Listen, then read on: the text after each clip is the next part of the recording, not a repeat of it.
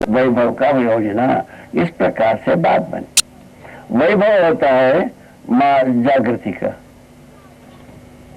और अपराध का वैभव होता नहीं। ये बात पचती है, इसमें ज्यादा विश्लेषण की जरूरत है? बताओ। कुछ लोगों को तो है ही, वो तो शिविर में हो गया इतनी ज्यादा है, ये उसके लिए अवसर नहीं ना ज्यादा विश्लेषण। क्या बोले? ठीक है बाबा, ये इसके लिए कोई मिसाल की जरूरत नहीं है, सभी को इंगित होने वाली बात है। हम कई जितने भी बात सोचते हैं, विधि की ओर हमारा परंपरा बनती है, अपराध की ओर हमारा परंपरा बनता नहीं। कुछ लोग स्वीकारते हैं अपराध को परिवार के रूप में या समुदाय के रूप में, कुछ अपराधों को स्वीकारते हैं, कुछ अपराधों को स्वीकारते भी नहीं है। ऐसा बात देखने को मिला। तो ये कोई अपराध विधि की परंपरा नहीं बन सकती है। विधि ही एकमात्र गति है जो निरंतर परंपरा बनती है। विधि का बनता है कि विधि का नाम ही है समाधान। समाधान पूर्वक हम परंपरा को पाते हैं, समस्याओं का परंपरा हम पाते नहीं, सब परंपरा का रूप में हो नहीं पाता। यही बात आज तक देखने को मिली है, सर्वेक्षण में यही निकलती है। इस आधार पर अपराध प्रवृत्तियां मानव के लिए निषेध माना गया।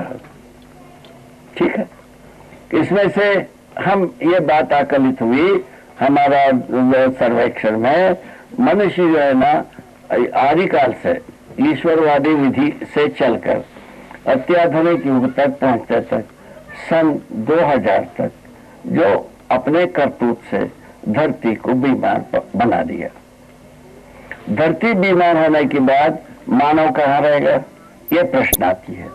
उसका उत्तर में ये आता है, मानव चेतना में यदि पहुंचता है, धरती के साथ अपराध प्रवृत्ति रुक सकती है, धरती अपने में स्वस्थ हो सकती है, और मानव सदा सदा के लिए इस धरती पर रह सकता है जागृत मानव परंपरा के रूप में। ऐसा हमारा दृष्टिकोण में आए, विचार में आए, ज्ञान में आए, विवेक में आए, आवश्यकता के रूप में हमने अनुभव किया।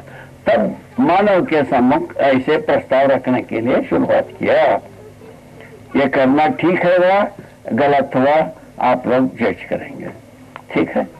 ये तीसरा, ये ऐसे स्वराज्य व्यवस्था में ये बात की तय होती है, अपराध मुक्त परंपरा बनती है। ठीक है, ऐसा परंपरा जरूरत है कि नहीं, सोचिए। वो अपराध परंपरा से मुक्त परंपरा यदि होना है, ग्राम स्वराज्य योजना साकार होना ही है, आज हो चाहे कल हो। ठीक है, आगे तो अगला बिंदु सफलता के सूचक, जो ये 3 योजनाएं बताई हैं, इनकी सफलता के सूचक क्या है? हाँ, अभी जैसा शिक्षा संस्कार योजना का सूचक क्या है भाई, अपराध मुक्त होना की मानसिकता है ना। और बाकी न्याय सुरक्षा क्या है भाई, अपराध मुक्त कार्य का प्रमाण। न्याय सुरक्षा का क्या मतलब, अपराध मुक्त कार्य प्रणालियों का प्रमाण। ठीक है। उत्पादन कार्य का क्या मतलब है, जागृत मानव परिवार में आवश्यकताएं पहचानने में आती है, और कहीं भी आवश्यकताएं निर्धारित नहीं हो पाते हैं। और परिवार में जागृत मानव परिवार, जो माने हर मानव जागृत है, ऐसा 10 व्यक्तियों को एक परिवार मान लिया जाए, ऐसे परिवार में आवश्यकता निश्चित होती, सुनिश्चित होती है, और जितना आवश्यकता है उससे अधिक उत्पादन कर लिया, इसको हम मानते हैं आवश्यकता पूरा हुआ। ठीक है। जो आवश्यकता से अधिक उत्पादन हुआ वो समृद्धि का कारण हुआ। ये कहा कैसा शुरू होती है, समाधान पूर्ण मानसिकता से आवश्यकताएं निश्चित होते हैं, अन्यथा समस्याग्रस्त मानसिकता में आवश्यकताएं अनंत होते हैं। ठीक है। अभी जो अर्थशास्त्र में लिखा है आवश्यकता के बारे में अनंत, तो आदमी जो है ना समझदार होकर के लिखा है, भ्रमित होकर के लिखा है, आप स्वयं निश्चय करिए। ठीक है। ये बात बनता है। क्या क्या सूचक है ये, तो शिक्षा समाधान का सूचक है, व्यवस्था प्रमाण का सूचक है। दो बात हो गई। समाधान यदि उत्पादन समृद्धि का सूचक है, और विनिमय जो हमारे जो लाभानि मुक्त प्रमाण का सूचक है। विनिमय क्या है? लाभानि मुक्त लेन देन का सूचक। चार हो गए। स्वास्थ्य संयम हमारा जागृति को प्रमाणित करने का सूचक। जीवन जागृति को प्रमाणित करने का सूचक है स्वास्थ्य संयम। इस ढंग से पांचों आयामों का सूचक बनती है। इस ढंग से हम इस बात पर स्वीकृति होती है, तब इसमें हम पारंगत होने के लिए प्रवेश कर सकते हैं। उसका मूल वस्तु है समझदारी ही है। समझदारी का 3 आयाम बताया। तीनों आयामों में हम पारंगत होने के बाद, प्रमाणित करने के बाद, हम मानव चेतना में जीने का प्रमाण होता है। जय हो, मंगल हो, कल्याण हो। नहीं भाई, अभी नहीं, नहीं अभी नहीं, अभी नहीं कहे जय हो, मंगल हो, कल्याण हो। अभी नहीं बोला, अभी भी हो, बाद में भी हो।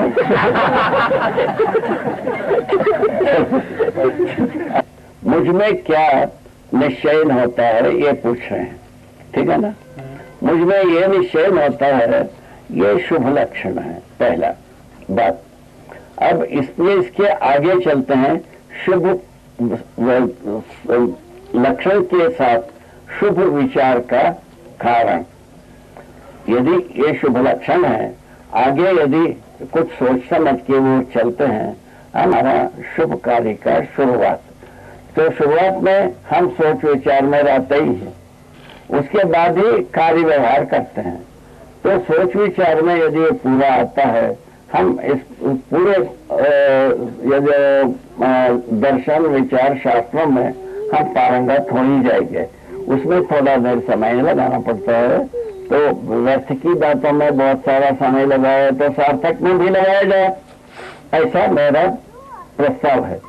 उसको लेकर के उसको प्रस्तुत करते हुए मैं आशा करूंगा अभी जो अपन बैठे हैं इसमें सर्वाधिक लोगों में इस प्रकार की प्रवृत्ति होगी। कल जो है ना, अभी आज से अधिक प्रमाणित होने वाले व्यक्तियों का संख्या बढ़ेगी। फलस्वरूप धरती स्वर्ग होगी, मानव देवता होगा, है ना? मानव धर्म अर्थात सुख सर्वाधिक व्यक्तियों में प्रमाणित होगी और नित्य शुभ होगा। ऐसा मेरा भविष्यवाणी कहता। ठीक है, यहाँ तक। पहले किससे शुरू करेंगे? ये तो शिक्षा को तो प्रथम कक्षा से शुरुआत, एक विधि। अभी जो रायपुर में अपन लोग प्रयत्न कर रहे हैं, और ये क्या स्नातक कक्षा से शुरुआत, एक तो शुरू करने की बात किया है। अभी रायपुर की घटना में जो बात हुई, अभी उसमें स्नातक कक्षा से औपचारिक शिक्षा के रूप में दर्शन विचार को स्वीकारा गया। ठीक है, ये बात हुई। अभी 12वीं कक्षा तक हमको सिलेबस बना करके, पाठ्य पुस्तिका बना करके पढ़ाना ही हो।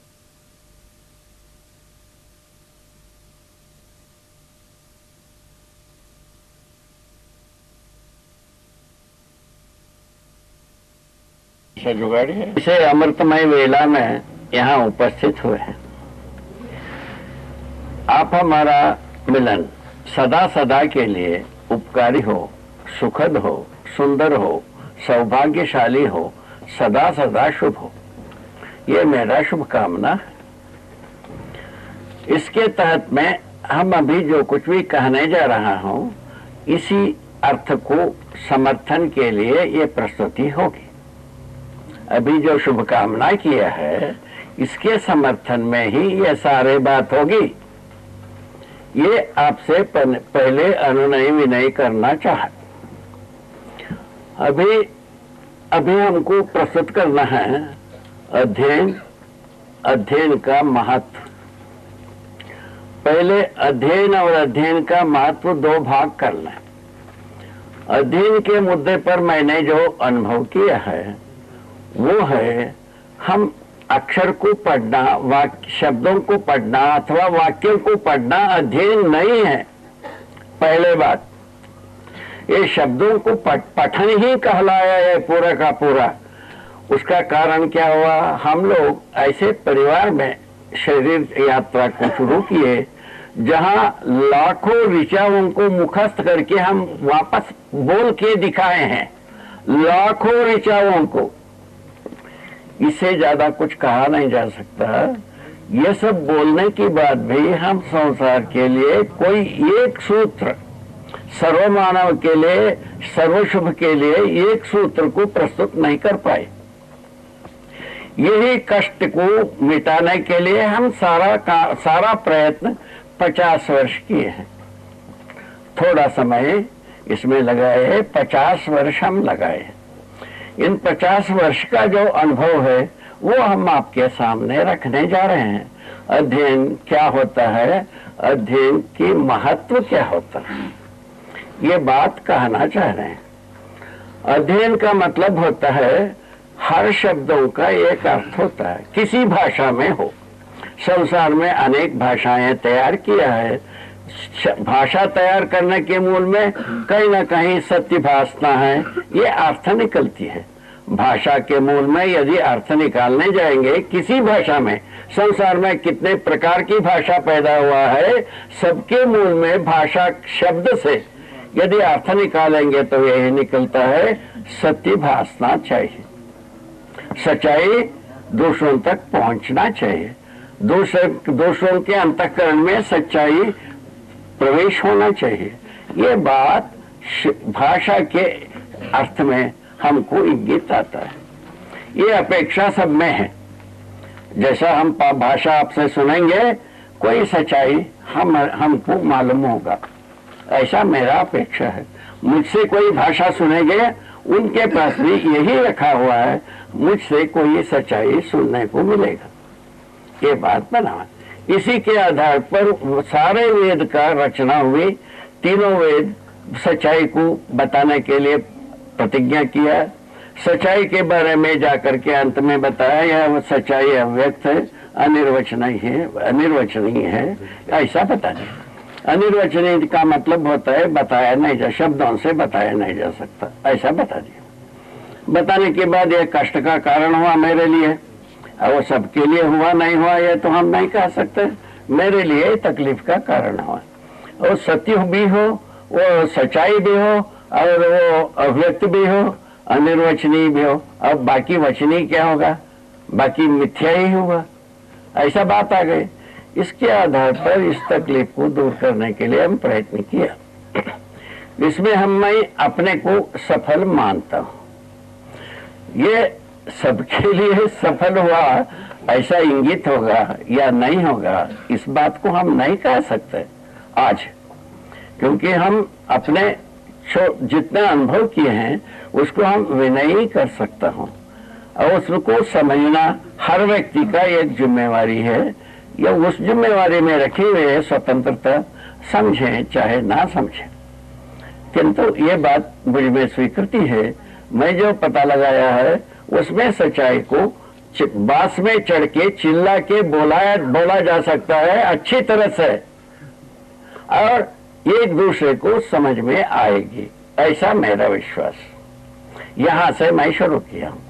उसके आधार पर अध्ययन के मुद्दे में आपको इंगित करना चाहा, हर शब्द का कोई अर्थ होता है, वो शब्द नहीं है। अर्थ मनुष्य को समझ में आता है, दूसरे किसी को समझ में आएगा नहीं।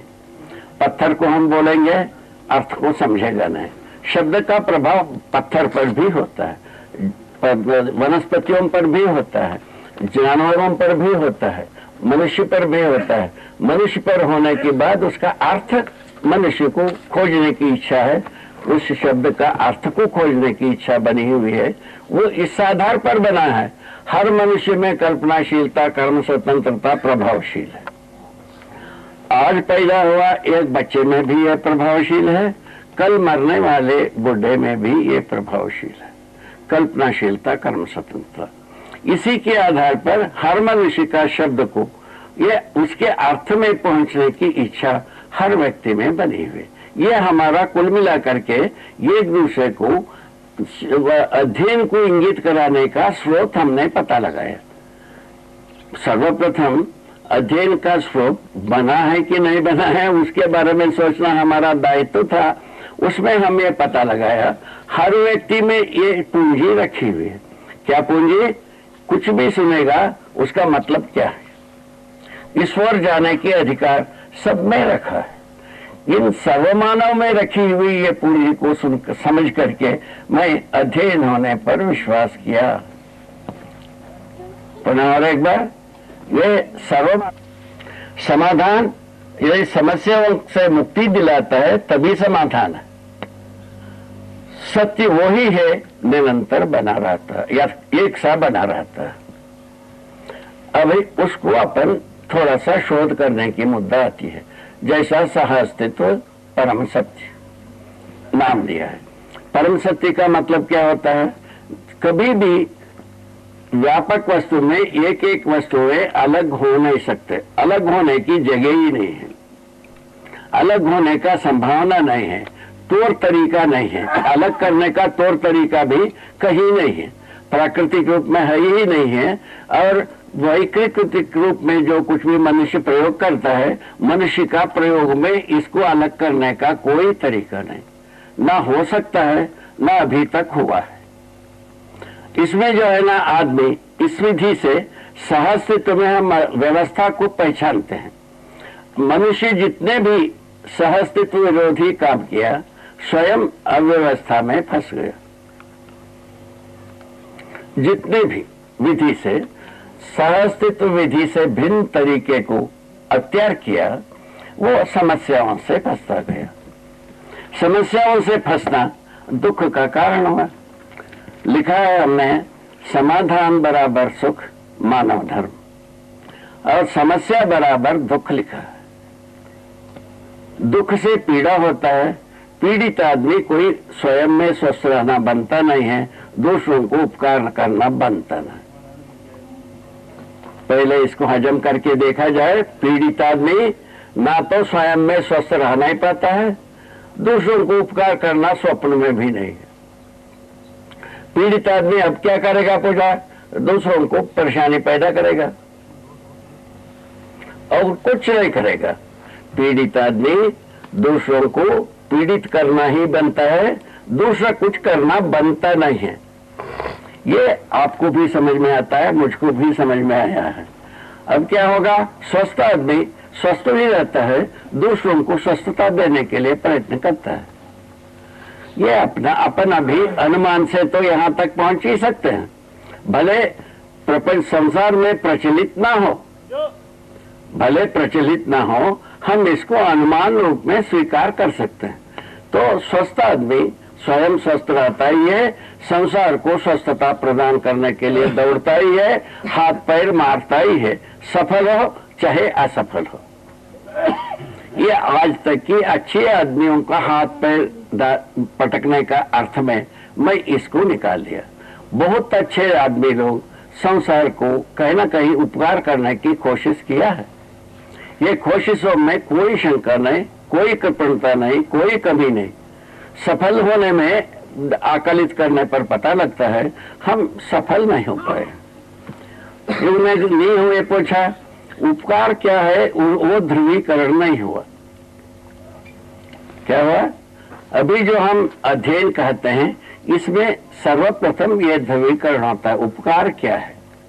उपकार समझना, समझाना, पहला उपकार। दूसरा उपकार है सीखना, सिखाना। तीसरा उपकार है करना, कराना। ये तीन भाग में बटी है। उसमें से सीखना सिखाने के बारे में और करने कराने के बारे में आदमी बहुत कुछ किया है। वो समझने समझाने के भाग अधूरा रह गया। हम जो कुछ, उसका कारण क्या रहा? वैदिक ईश्वरवादी विचार से लेकर भौतिकवादी विचार तक हम ये मान के चले हैं करके समझो। इसको अच्छी तरह से हृदय में बैठाने की बात है, मूल मुद्दे की बात है ये। हम आदिकाल से करके समझो विधि से चले, जबकि मानव जाति जो है ना करके समझना नहीं है। जीव जाति की काम है करके समझने, करके चलने वाला, करके वो समझता नहीं है, चलता है। हर काम को जीव पीछे जीव जैसा किया था वो करके ही चलता है। मनुष्य को करके समझो कहा गया। करने पर कोई समझना नहीं बनता है, केवल करना ही बनता है। सीखा हुआ को सीखना सीखा हुआ ही बनता है, जब उससे कुछ समझ पैदा नहीं होती है, सीखा हुआ ही रहता है। समझ क्या चीज है पूछा तो 6 डिजिट में है ये। नियम, नियंत्रण, संतुलन, न्याय, धर्म, सत्य। 6 मुद्दे पर बैठा हुआ है पूरा समझ।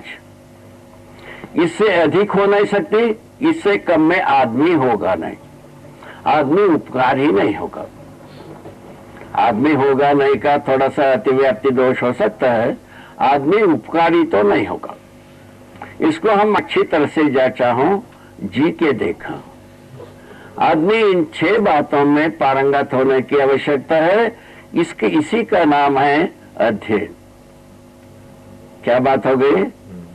नियम अस्तित्व में एक वास्तविकता है, नियंत्रण वास्तविकता है, संतुलन एक वास्तविकता है, न्याय एक वास्तविकता है और धर्म एक वास्तविकता है, सत्य एक वास्तविकता है। ये वास्तविकताओं को हम पूरा अध्ययन करना, उसमें पारंगत होना, प्रमाणित होना, 3 स्थितियां हैं। उसमें से हम ये सीखे हैं कि वो पठन तक पहुंचे हैं, अब समझने तक पहुंचे नहीं है। मानव जाति पहुंचा नहीं। जब कभी पहुंचेगा हम समुदाय चेतना में जिएंगे नहीं, मानव चेतना में ही जिएंगे। समुदाय चेतना जीव चेतना नाम है, मानव चेतना सार्वभौम चेतना नाम है। इस ढंग से हम सार्वभौम चेतना में जीने के योग्य हो जाते हैं जब कभी ये 6 बात समझ में आता है। इन्हीं 6 बात को समझाने के लिए सारा का सारा प्रयत्न है हमारा। उसके लिए 5 सूत्र दिया है। ये 6 बात है, 5 सूत्र में इसको लाए। सहअस्तित्व को समझना है, सहअस्तित्व में विकास क्रम को समझना है, विकास को समझना है, जागृति क्रम को समझना है, जागृति को समझना है। इतने 5 सूत्र में ये 6 मुद्दे इंगित कराने की बात कही है। उसके लिए बड़ी लंबी चौड़ी बात करना पड़ा। जब 5 सूत्र में समझाने गए हमारे जो हिंदी भाषा में, तो हमारे मित्र लोग कहे ये किसी को समझ में नहीं आएगा, इसको विस्तृत रूप में व्याख्या करना पड़ेगा, सूत्रित करना पड़ेगा। तब वो दर्शन विचार शास्त्र के रूप में व्यक्त किए हैं, वो अपने जगह में है। कुल मिलाकर के महिमा क्या हुई? अध्ययन का महिमा ये 6 मुद्दे समझ में आना है। इन 6 मुद्दे को समझाने की समझने का क्या प्रमाण? समझा पाना। हम समझ गए, हम समझा नहीं पाते हैं, समझने का कोई प्रमाण नहीं। समझे हैं उसका प्रमाण है समझाना। इस विधि से यदि हम कटिबद्ध होते हैं हम उपकार के योग्य हो जाते हैं। अब हमारे पास दोनों विधि आई। हमारे ही पास में रहने वाले कुछ लोग हैं, तो हम समझ गए हमको समझाने की क्या जरूरत है। ऐसा कहा जरूरत इसीलिए है आप प्रमाणित होना। हम कहते हैं प्रमाणित होने की हमको जरूरत नहीं है, तो कहते हैं तुम समझा हुआ का प्रमाण नहीं है। हम कहते हैं ऐसा पेडेस्टियल हो गई, पैरेलल हो गई। ऐसा भी हुआ है। हमारे ही साथ में रहने वालों की बात कर रहा हूं, ये भी नहीं है हमारे साथ में ना रहने वाले विदेशियों की बात मैं नहीं कर रहा। हमारे साथ में रहने वालों के साथ में भी एक वाक्यात गुजरी है। ऐसे भी कुछ होते हैं, किंतु अधिकांश जो है ना समझा हुआ को समझाने के पक्ष में।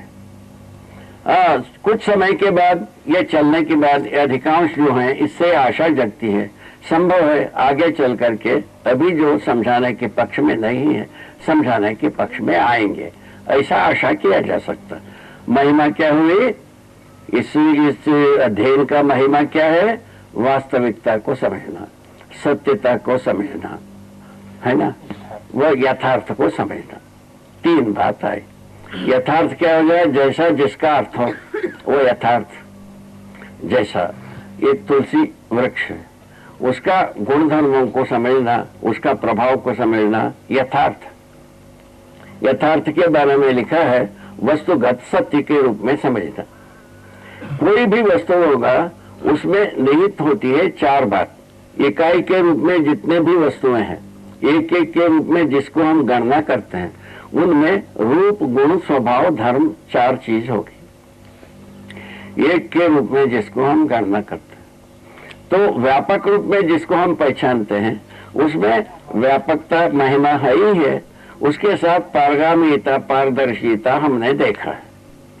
ये महिमा होती है। जैसा आप हम बैठे हैं, आप हमारे बीच में जो स्थली है ये व्यापक वस्तु का स्थली, व्यापक वस्तु ही है ये। इसमें ये इससे हम घिरे भी हैं, इसमें डूबे भी हैं, इसमें भीगे हुए हैं। इसका प्रमाण है हमारे में ऊर्जा संपन्नता बनी हुई है। हम बात कर रहा हूं, ये ऊर्जा संपन्नता का प्रमाण है।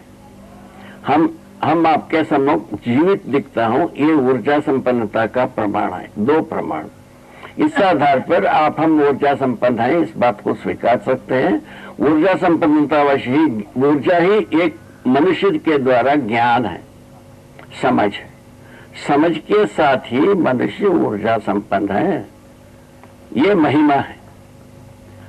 मनुष्य जो है ना, अपने आकार में होना पर्याप्त नहीं है, समझदारी से संपन्न होने पर ही हम ऊर्जा संपन्न होने का प्रमाण है।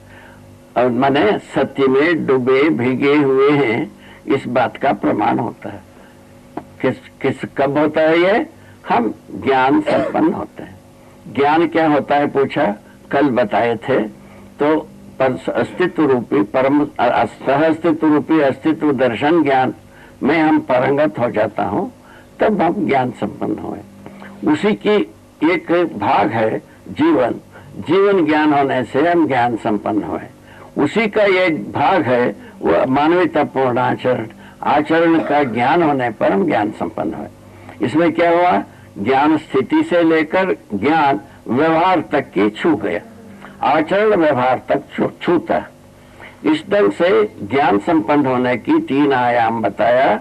इन तीनों आयामों में हम जब पारंगत हो जाते हैं, प्रमाण हो जाते हैं, हम ज्ञान संपन्न हुए। इन तीनों चीजों में पारंगत होते तक हम अभ्यास करेंगे।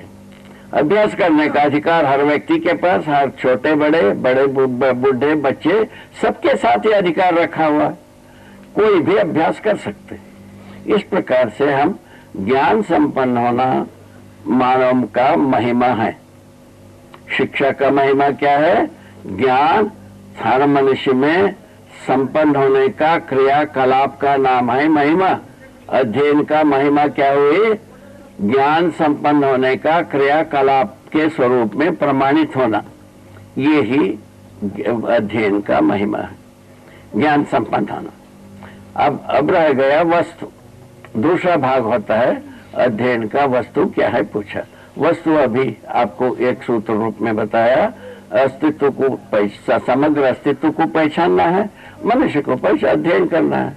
समग्र अस्तित्व कैसा है, इसका अध्ययन पूरा होना, मानव का अध्ययन पूरा होना। मानव का अध्ययन करने पर शरीर और जीवन को हम समझा। शरीर जो है ना, ये पंचभौतिक है, माना जा सकता है। या दूसरे विधि से कहा जा सकता है रासायनिक द्रव्यों से बनी हुई शरीर रचना है। रासायनिक द्रव्यों से कैसा बनता है पूछे, इसका इतिहास ऐसा बना हुआ है। अस्तित्व में सर्वप्रथम पानी एक यौगिक वस्तु है, रासायनिक वस्तु है। पानी में जो मूल वस्तु है वो एक जलने वाला, एक जलाने वाला, ये दोनों मिलकर के प्यास बुझाने वाले हो गए। जो कि दोनों वस्तु में एक गुण नहीं था, ये तीसरे गुण आ गए। इससे क्या होता है, यौगिक विधि से तीसरे गुण पैदा हो सकता है। एक अपने को बोध होता है।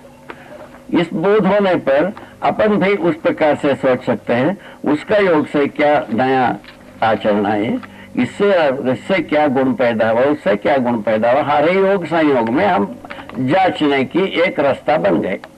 इस बनते बनते हम समझदारी का योग में आना है, ये इसमें आ जाते हैं। आ जाने पर पहला समझदारी क्या है, सह अस्तित्व को समझना।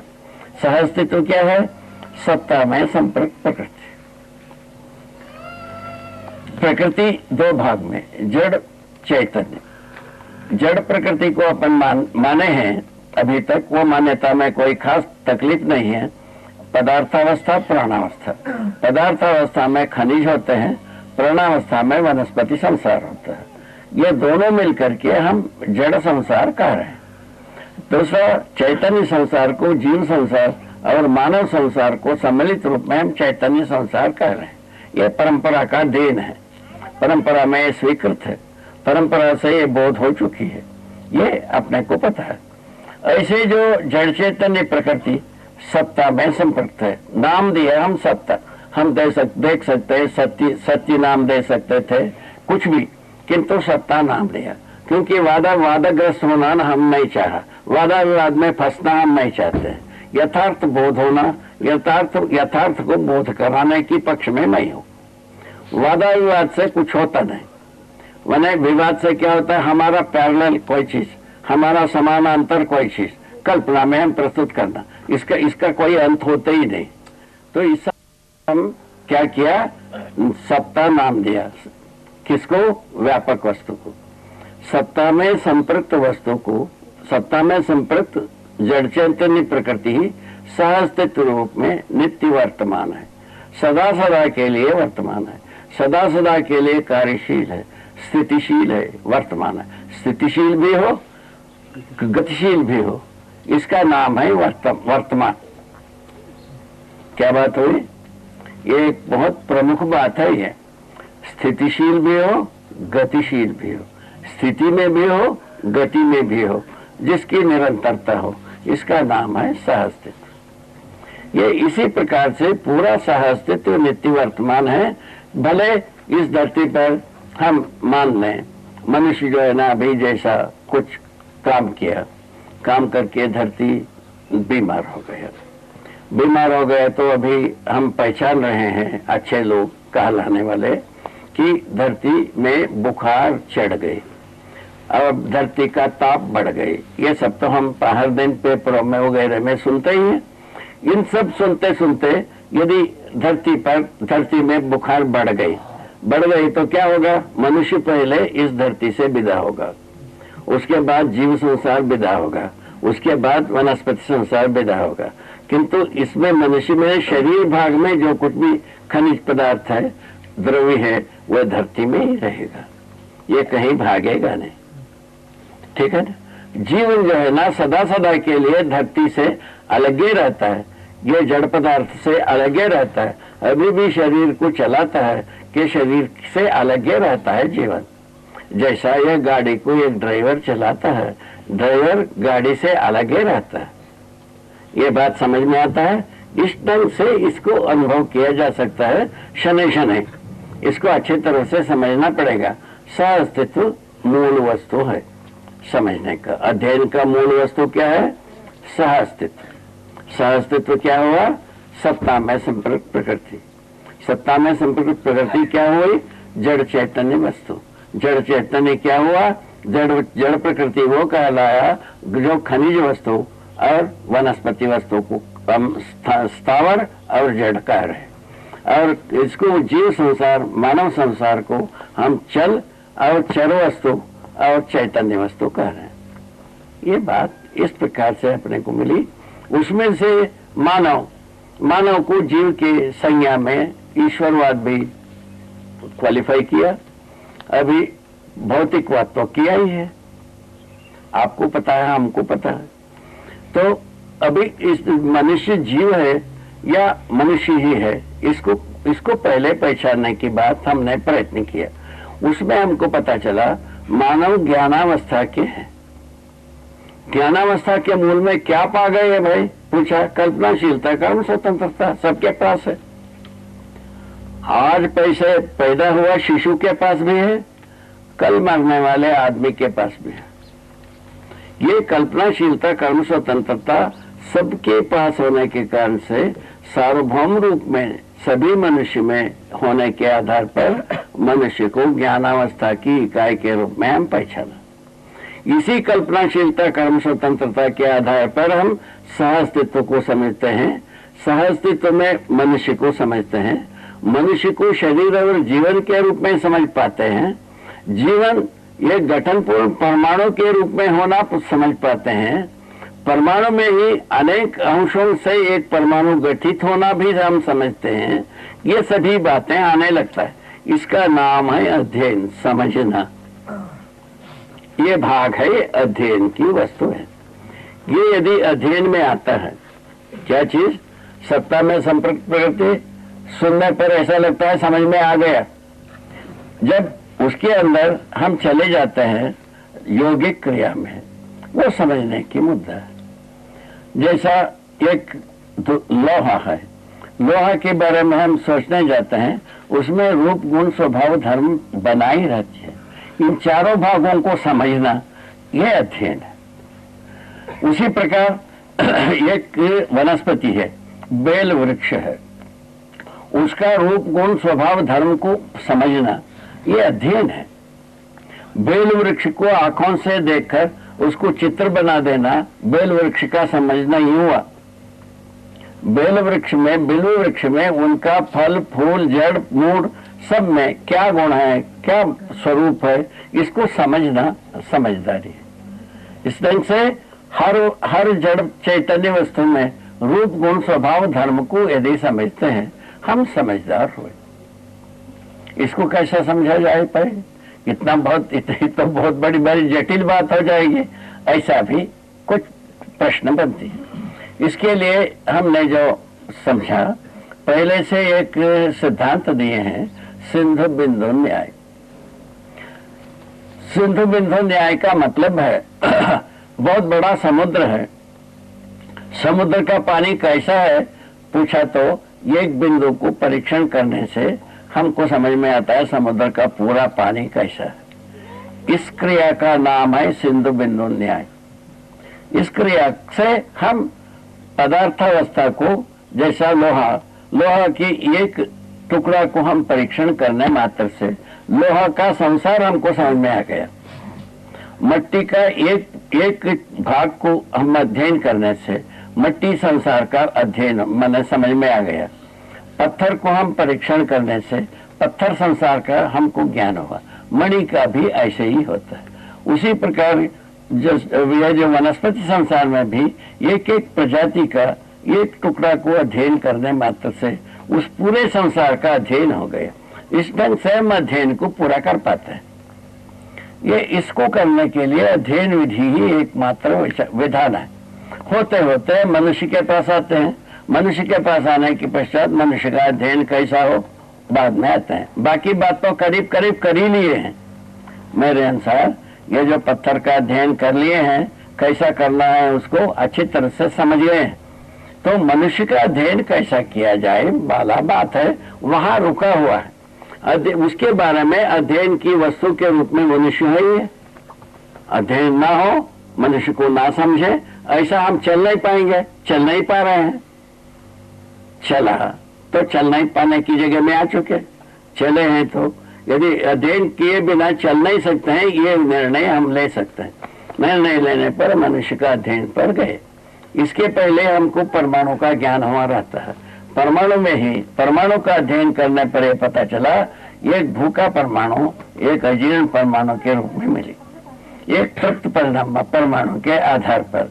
तृप्त परमाणु क्या चीज है? गठन तृप्त, गठन विधा में तृप्त रहना पाया गया। गठन तृप्त होने से हम परमाणु में गठन पूर्ण नाम दिया। ऐसे परमाणु का नाम है जीवन। ऐसे जीवन जीव शरीर को भी चलाता है, मानव शरीर को भी चलाता है। मानव शरीर में, जीव शरीर में क्या अंतर पूछा? जीव शरीर में कल्पनाशीलता कर्म स्वतंत्रता को प्रकट करने का व्यवस्था नहीं है। मानव शरीर में कल्पनाशीलता कर्म स्वतंत्रता को प्रकट करने की व्यवस्था है। यह प्रकृति प्रदत्त है, नियति प्रदत्त है। नियति प्रदत्त का क्या मतलब? विकास क्रम विकास, जागृति क्रम जागृति विधि है, इसका महिमा है। इस विधि से आया हुआ, इसको कोई करने वाला नहीं है। हम पहले ईश्वरवादी विधि से ईश्वर को कर्ता भोक्ता बताया, वो झूठ निकल गया। ईश्वर कुछ करता नहीं, ना भोगता है। भोगना नहीं तो करता भी नहीं। इस तरह से बात किया। ईश्वर को दृष्टा नाम दिया। दृष्टापद के बारे में यह बात कहा जा सकता है, व्यापक वस्तु में हम अनुभव करने पर मानव दृष्टापद में आता है। मानव ही अनुभव करेगा, दूसरा कोई करने वाला नहीं है। इस अस्तित्व में कोई चीज ऐसा नहीं है अस्तित्व में अनुभव करें, ऐसा कोई वस्तु ही नहीं है मानव को छोड़ करके। इसीलिए ज्ञानावस्था के पद में हमने पहचाना। ऐसी स्थिति में मानव अस्तित्व में अनुभव करने योग्य है, ये पता चला। ये पता चलने पर कैसा अनुभव कैसा करेगा, ये बात प्रश्न आता है। शुरुआत वहां से होता है परमाणु से।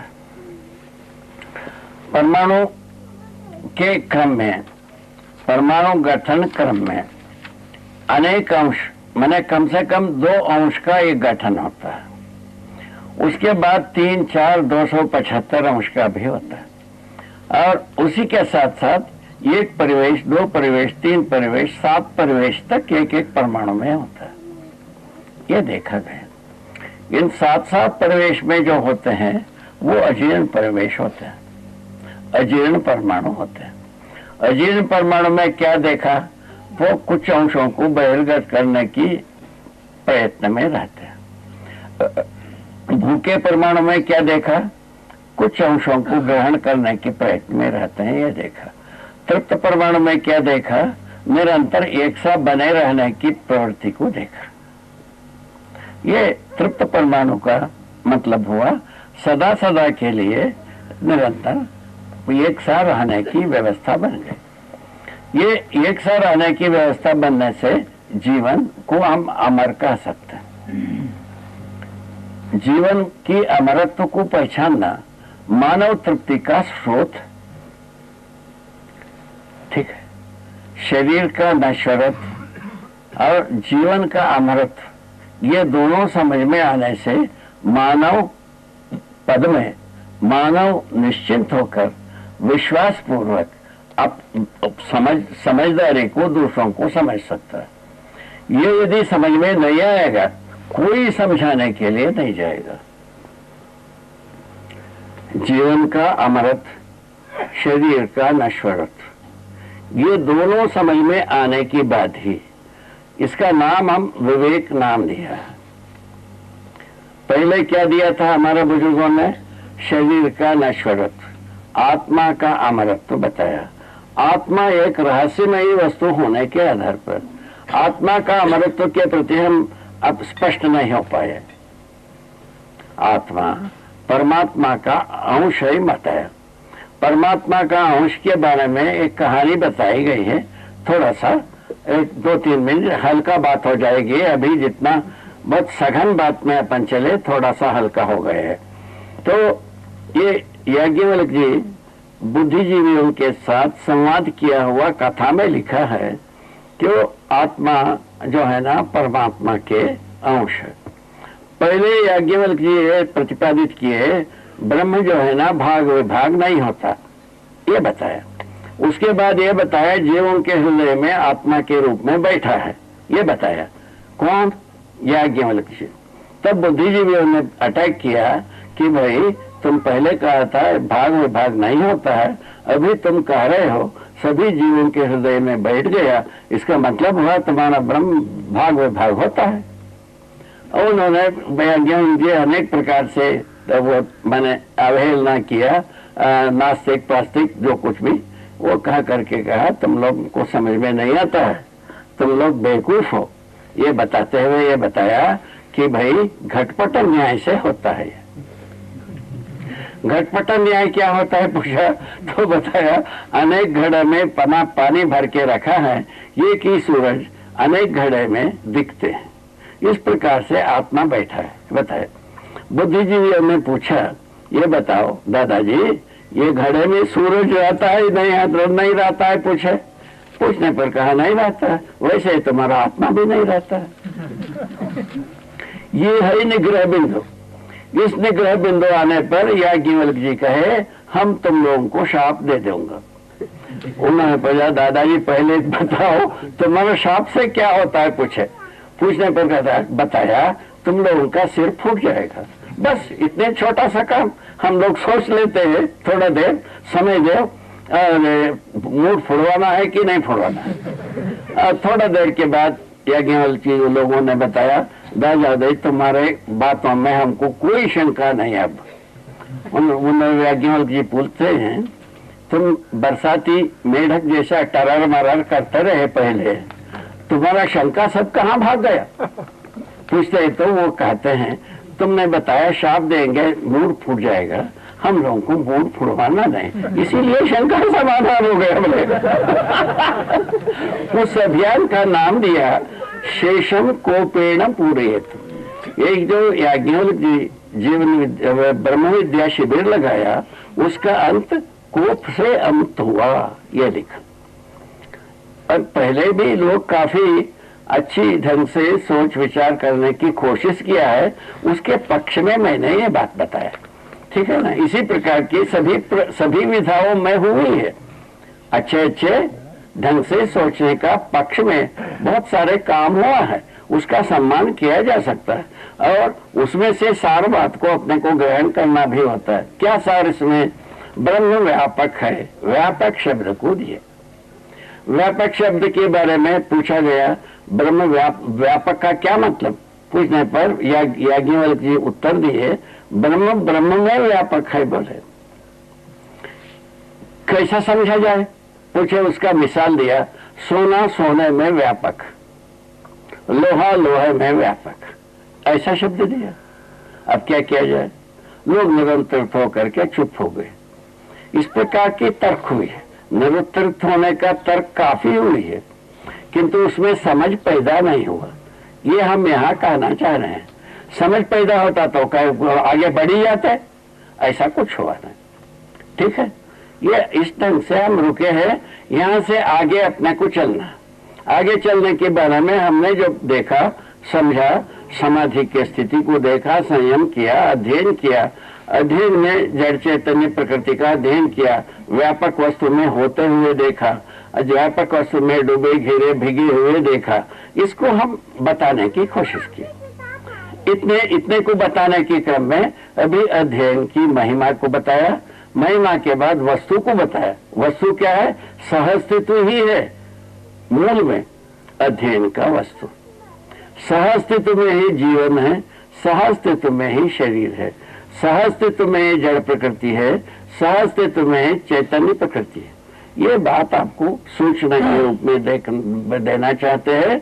इसके ऊपर अपन हर व्यक्ति पारंगत हो सकते हैं। उसके लिए ये कई मध्यस्थ दर्शन सहअस्तित्ववाद के रूप में वाङ्मय तैयार किया। पहले ये सोचा था वाङ्मय तैयार ना किया जाए, मनुष्य से मनुष्य को दौड़े, ऐसा बात सोचने पर कुछ विद्वानों से परामर्श करने से ये पता चला ये तुम्हारा रहते तक हो पाएगा, तुम्हारे बाद नहीं हो पाएगा। ये तो मनुष्य से मनुष्य के साथ दौड़ने वाला बात तेरा शरीर चलते तक तो बनेगा, उसके बाद चलेगा नहीं। उसके लिए कोई सूचना तो आपको प्रस्तुत करना होगा। यहाँ आ गए हैं, तब वो सूचना के रूप में हम सारे वाङ्मय को तैयार किया है। सारा वाङ्मय को हम सूचना मानता हूँ।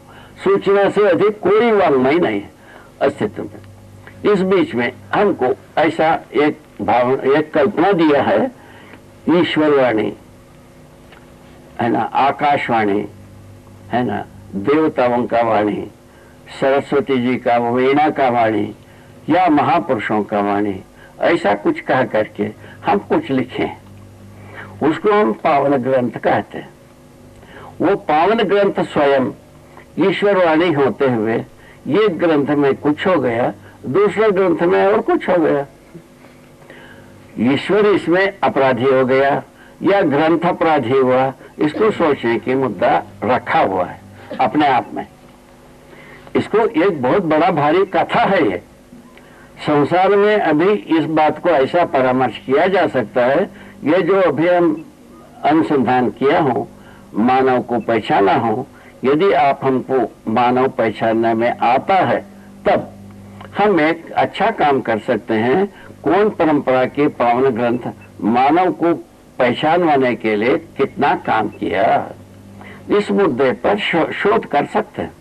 ये इतिहास का आदिकालीन अभी तक की इतिहास का एक अच्छा अध्याय बन सकता है, ऐसा मेरा कल्पना तोड़ता है। इसमें आगे विद्वान स्वयं सोचेंगे, हमारा कोई प्रयत्न इसमें नहीं रहेगा। ठीक है, हमारा सोच इतना ही है, सभी पावन ग्रंथ शुभ को चाहते हुए शुरू किया, शुभ को व्यक्त करना नहीं बना। शुभ को व्यक्त भी किया, व्यक्ति को संतुष्टि होने के लिए कुछ कहा होगा, समुदाय आशा लगाने के रूप में कुछ आशा पैदा किया है, अभी तक इतना ही है। सारा पावन ग्रंथों का काम इतने तक पहुंचा है। उसमें से कुछ आक्रोश होने वाले भी बात है, कुछ जो है ना मैंने अहिंसक होने वाले भी, सारे बात को सहने वाला भी बात है। ये दोनों बात है, ये दोनों बात को लेकर के चला है आदमी, जहां जहां जो जो पहुंचना है पहुंचा है। ठीक है, तो ये दोनों विधि आपको धरती पर दिखता ही। ठीक हो गए, तो पावन ग्रंथों के बारे में कहना इतना ही है। अभी मुख्य में ये सब में क्या हमको प्रेरणा मिली, ईश्वर अथवा परमात्मा अथवा ब्रह्म, इन नामों से जो कुछ भी बात कहा, व्यापक वस्तु व्यापक है, इस बात को हमको दिया है, एक शब्द है ये। व्यापक वस्तु कैसा है, क्यों है, इसको हमने अनुसंधान किया, पता चला सभी सर्वत्र विद्यमानता के आधार पर व्यापक, सारे प्रकृति इसमें डूबे घिरे भिगे रहने के कारण से ये ब्रह्म। ब्रह्म का मतलब क्या है, फैलने वाला। ब्रह्म है तेति सा ब्रह्म, तो सदा फैला हुआ जैसा कैसा दिखता है, हमको प्रकृति ही ब्रह्म को पहचानता है। पहले क्या आपको सब बताए, ब्रह्म ही संसार में ज्ञाता कर्ता भोक्ता बता दिए। ठीक है, तो इसमें उल्टा हुआ, मनुष्य ही ज्ञाता है, दृष्टा है, कर्ता है, भोक्ता, और कोई इस पद में नहीं है। जीव संसार उस पद में नहीं है, और वंशानुषंगी विधि से जीव संसार निर्दोष है। कैसे निर्दोष है, वंशानुषंगी विधि से निर्दोष है। बाघ का आचरण निश्चित है, बाघ का वंश के अनुसार बाघ जीता है, बाघ का संतान जीता है, इस ढंग से वो निर्दोष दिख गए। गाय का बच्चा गाय की परंपरा के अनुसार निर्दोष रूप में जीता है, इसीलिए निर्दोष। ठीक है, इसमें बहुत सारे जीव संसार अपने आचरण के साथ अपने आहार को निश्चित किया। कुछ ऐसे जीव संसार है जो अपने आचरण तो बराबर वंश के अनुसार रखा है, किंतु आहार निश्चित नहीं हुई। ऐसा भी कुछ जीव हैं। ठीक है ना, मनुष्य का अध्ययन में हम आए, आहार निश्चय हुआ कि नहीं हुआ, अभी तक नहीं हुआ।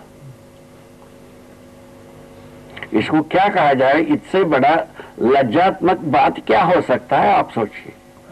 आदमी जात अभी तक अपने आहार को निश्चय नहीं कर पाया, आचरण तो बहुत दूर रह गए। कितना लज्जात्मक बात है, एक सोचने की कथा।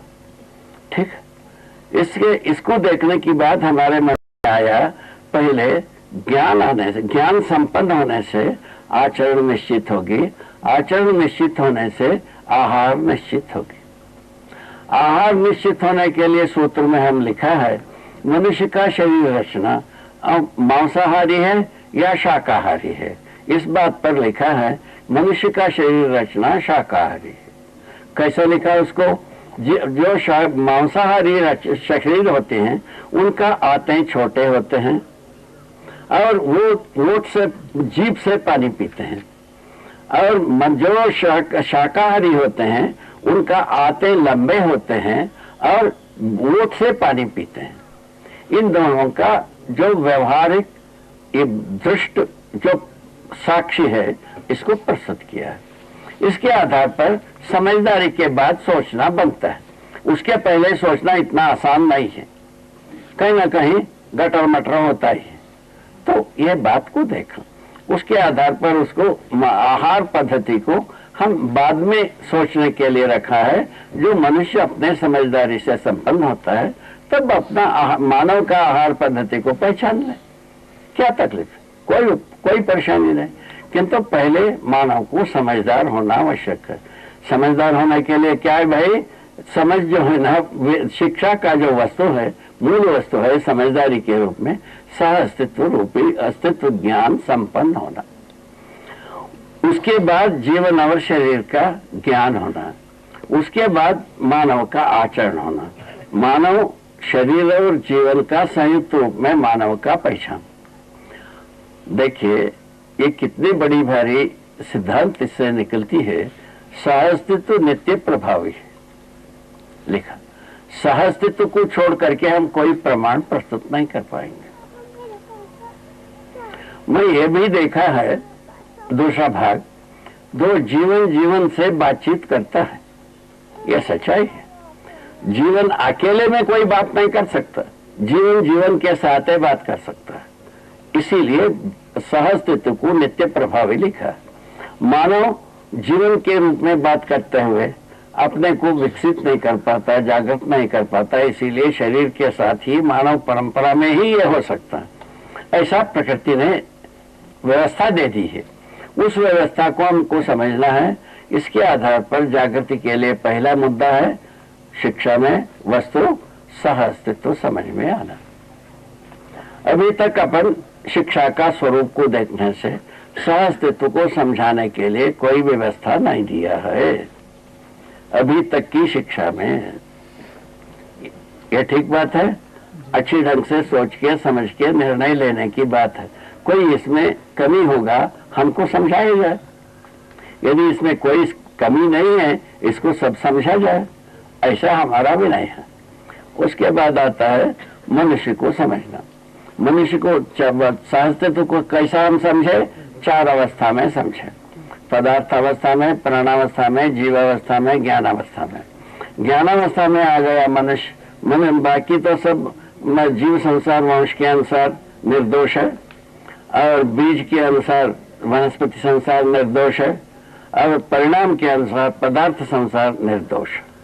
ये तीनों का तीन आधार बना हुआ है। परिणाम अनुषंगी विधि से सब पदार्थ अपने आचरण को निश्चित रूप में व्यवस्थित किए हैं, आचरण को निश्चित किया है, निश्चित आचरण किया है। वो निश्चित किया है नहीं किया है पता नहीं, किंतु वो निश्चित आचरण तो करते ही।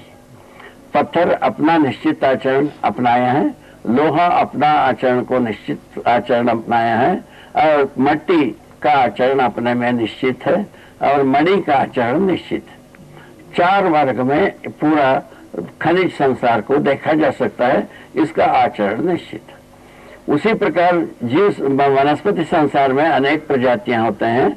आम का आचरण निश्चित है, बेल का आचरण निश्चित है, धतूरे का आचरण निश्चित है, अकवन का आचरण निश्चित है। कोई ऐसा वनस्पतियां नहीं है जो कि आचरण में माने स्खलन हो, माने सविपरीत हो, वादा विवाद हो, अव्यवस्था हो, ऐसा कुछ नहीं, सब में आचरण निश्चित है। तो उसी प्रकार जीवों में भी सभी आचरण निश्चित है। मनुष्य में अभी आचरण निश्चित होना शेष बात है।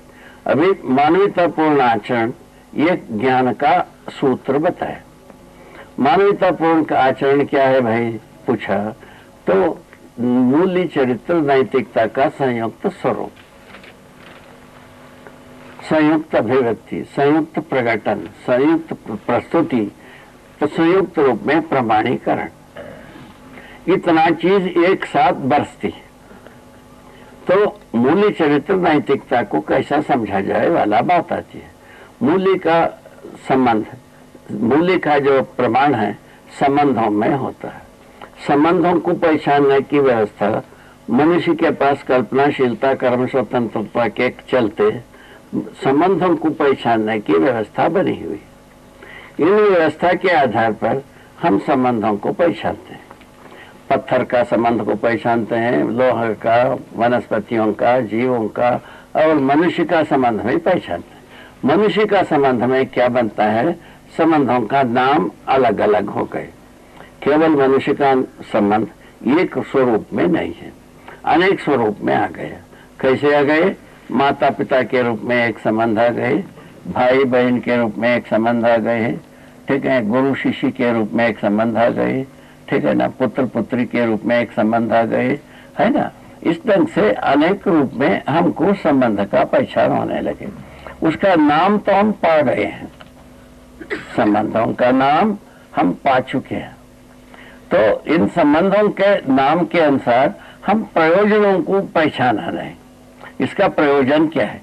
माता पिता का संबंध का प्रयोजन क्या है? ये पूछा। पुष्टि संरक्षण सहित व्यवस्था का प्रमाण। पुष्टि संरक्षण, शरीर में शरीर पुष्टि, ज्ञान पुष्टि, विवेक पुष्टि, है ना, सभी प्रकार से पुष्टि मिले। और उसके बाद व्यवस्था में जीवन, व्यवस्था में जीने के स्वरूप में होना। व्यवस्था में कब जिया? संबंधों को पहचाना, मूल्यों को निर्वाह किया। मूल्य क्या है? विश्वास। साम्य मूल्य है विश्वास। संबंधों की निरंतरता हम बना के रखते हैं, हम विश्वास को निर्वाह किया। संबंधों को निरंतरता नहीं दे पाते हैं, विश्वास को निर्वाह नहीं किया। अब अपने अपने में सब शोध कर सकते हैं, अब कोई परेशानी नहीं।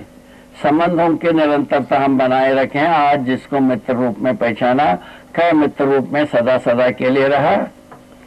जब हम माता पिता को पहचाना, क्या सदा सदा के लिए माता को वैसे ही पहचाना है, पिता को वैसे ही पहचाना है? संबंधों को निर्वाह कर रहे हैं या नहीं कर रहे हैं, इसको शोध कर सकते हैं आराम से। भाई भाई को पहचाना, क्या सदा के लिए हम भाई के साथ भाई के रूप में हम जी पाए हैं? इसको परीक्षण कर सकते हैं, निरीक्षण कर सकते हैं, शोध कर सकते हैं। ये हमारा, यह शिक्षा का जो दिन है, वो पहला दिन यही है। संबंधों का पहचान, मूल्यों का निर्वाह, मूल्यांकन, उभय तृप्ति, बराबर समाधान, बराबर सुख। बोलिए साहब, किसको ऑब्जेक्शन है? बोलिए। 700 करोड़ आदमी के सामने में भी इसका ऑब्जेक्शन होना बहुत मुश्किल है। ऐसा बना मूल्य के बारे में। उसके बाद आता है चरित्र। चरित्र के बारे में ये देखा है हमने कि स्वधन, स्वनारी, स्वपुरुष, दयापूर्ण कार्य व्यवहार करने से मानव चरित्र, इसका नाम है मानव चरित्र। पहले बात हुआ, पहले मानव मूल्यों का निर्वाह किया, चरित्र रूप में हम पहुंचा। चरित्र कई के लिए, मूल्य कई के लिए पूछा? मूल्य परिवार में जीने के लिए है, ठीक है ना?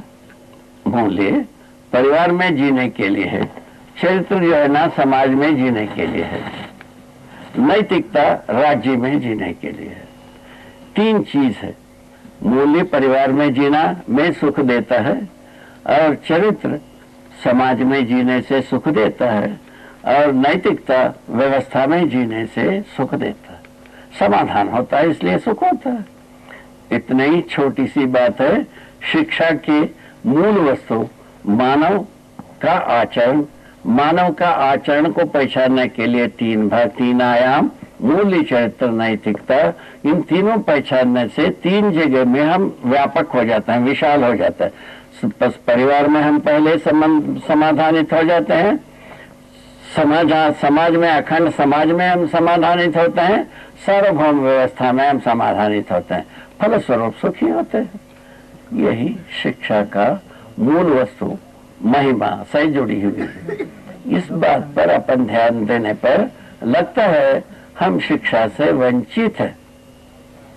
भौतिकवादी विधि से भी मनुष्य का अध्ययन वंचित रहा, ईश्वरवादी विधि से भी मनुष्य का अध्ययन लुप्त रहा या सुप्त रहा, कुछ रहा।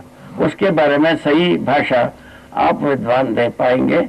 हम विद्वानों के पक्ष में बहुत सारे बात को छोड़ रखा हो, तो बहुत सारे शब्दों को विद्वान दे, हम तो थोड़ा शब्द में अपने बातों को कहने की कोशिश किया, ठीक है ना? ये बात ऐसा बना हुआ है। शिक्षा के मूल वस्तु 3 हुई, ठीक है ना? क्या हुई? सहअस्तित्व रूपी अस्तित्व दर्शन, ज्ञान होने का अध्ययन, और जीवन ज्ञान, जीवन का स्वरूप को अध्ययन करते हुए जीवन के अमरत्व को स्वीकारने की बात। उसके बाद जीवन और शरीर के संयुक्त रूप में मानव होने की बात। मानव जीवन और शरीर की संयुक्त रूप में मानवीयतापूर्ण आचरण में जीने की बात। कहीं को जीना है भाई, परिवार में जीना ही है, क्योंकि ये सब संबंधों को निर्वाह करना ही है, ठीक है ना। उसके बाद अखंड समाज में जीना ही है, क्योंकि सुख पाना ही है। अब सार्वभौम व्यवस्था में जीना ही है, क्योंकि सुख पाना, व्यवस्था में भी सुख पाना है, समाज में भी सुख पाना है, व परिवार में भी सुख पाना है। इस कारण से अध्ययन की आवश्यकता अनुभव किया गया, अध्ययन के वस्तुओं को पहचाना गया। इस क्रम को मानव चेतनावादी अध्ययन नाम दिया। अभी जीव चेतना विधि से हम जीवन के नाम से हम जितने भी अध्ययन कर पाए और जी पाए, अच्छा हो पाए, बुरा हो पाए, सब तो आपके सामने दुकान है। किंतु मानव अपने स्वरूप को पहचान करते हुए अपने आचरण को पहचानना, अपने आहार पद्धति को पहचानना, व्यवस्था को पहचानना, अखंड समाज को पहचानना, परिवार जीवन में व्यवस्था, परिवार स्वराज्य को प्रमाणित करना, इतने को अध्ययन करने की वस्तु के रूप में पहचाना गया। और इससे क्या प्रयोजन पूछा? परिवार में हम जो है ना समाधान समृद्धि पूर्वक जी पाएंगे, फलस्वरूप सुखी रहेंगे, और वही अखंड समाज में समाधान समृद्धि अभयता पूर्वक जिएंगे, फलस्वरूप समाधानित होंगे, सुखी होंगे। तीसरा जो है ना सार्वभौम व्यवस्था में भागीदारी करेंगे, फलस्वरूप समाधान समृद्धि अभय सहअस्तित्व प्रमाण सहित हम प्रस्तुत होंगे, हम समाधानित रहेंगे, सुखी रहेंगे। ये अध्ययन की वस्तु, अध्ययन की आवश्यकता, अध्ययन की महिमा, इन तीनों चीज अध्ययन वस्तु में समाई हुई है। तो आगे प्रक्रिया बाबा, प्रक्रिया, अध्ययन की प्रक्रिया। तीसरा भाग आता है अध्ययन की प्रक्रिया। ये सहज है। ये पीछे की ये दो भाग यदि समझ में आता है, प्रक्रिया बहुत सरल है। क्या सरल है भाई? तो इस व्यवस्था को, अभी जो व्यवस्था माने जा रहे हैं, अभी जो व्यवस्था हम कहे जा रहे हैं, इन दोनों का स्वरूप कैसे है, पहले हम सुनाना चाहते हैं। अभी की व्यवस्था संपूर्ण संसार में जितने भी राज्य कहला रहा है या धर्म कहला रहा है, शक्ति केंद्रित विधि से शासन व्यवस्था, शासन संविधान व्यवस्था है। धर्म संविधान भी शासन के पक्ष में है, राज्य संविधान भी शासन के पक्ष में है। यह समझ में आता है? ये सबको समझ में आना चाहिए। ये शासन के पक्ष में संविधान हम लिखे हैं। शासन में जो शासन के मंशा के अनुसार चलने वालों को हम सुप्रजा कहते हैं, और शासन के मंशा के विरोध होने पर हम अपराधी मानते हैं। अपराधियों को दंड देने की व्यवस्था और गलती करने वालों को प्रायश्चित की व्यवस्था, इस प्रकार से संविधान लिखी गई है। इन संविधानों के आधार पर शक्ति केंद्रित शासन संविधान व्यवस्था कहलाया। शक्ति केंद्रित का क्या मतलब है? डंडा बजा करके मनवाना, यही शक्ति केंद्रित शासन, ठीक है, ये बात। उसके साथ संविधान में और एक भाग है, पड़ोसी देश युद्ध कर सकता है, इसीलिए हम युद्ध के लिए तैयारी रखना, युद्ध को युद्ध से रोकना, गलती को गलती से रोकना, अपराध को अपराध से रोकना, तीन सिद्धांत आए। अब उसमें क्या हुआ, एक आदमी उसको रोकने के लिए 10 व्यक्ति को अपराध प्रवृत्ति में रोकने के लिए अपराध प्रवृत्ति में पारंगत बनाना। क्या बात है? एक व्यक्ति अपराध करता है, 10 व्यक्ति को उसको रोकने के लिए अपराध प्रवृत्ति में पारंगत बनाना। इसका नाम क्या है? क्या दिया? अपराध शाखा। अपराध शाखा एक अध्ययन की वस्तु है, व्यवस्था में रखा हुआ है, हर देश में रखा है, हर समुदाय में रखा है, ये पूरा रख कर के ही चल रहा है। अब बताओ आदमी कैसा हुआ? अपराध प्रवृत्ति के लिए ये तैयार होना हुआ या न्याय प्रवृत्ति के लिए तैयार होना हुआ? आप ही सोच लो। हम स्वयं में बड़ी वितंडवाद बना के रख चुके हैं, आदमी के सामने, परंपरा के सामने काफी वितंडवाद बना चुके हैं, फंस चुके हैं। आदमी भी फंसा है, आदमी को चलाने वाला भी फंसा है। चलाने वाला फंसा है, इसीलिए सभी आदमी भी फंसा है। कुछ चलाता है, एक कुछ चलता है। इस अवधि तक अपन नाम दिया है ये अमानवीय कार्यक्रम।